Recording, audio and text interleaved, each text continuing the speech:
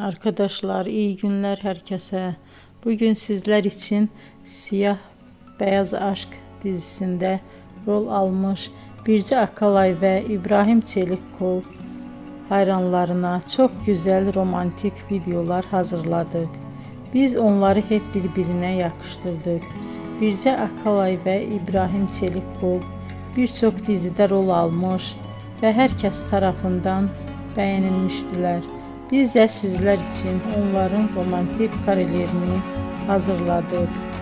Arkadaşlar, emeğe saygı olarak kanalımıza abone olup yorum yazmayı ihmal etmeyin. Herkese teşekkür ederim.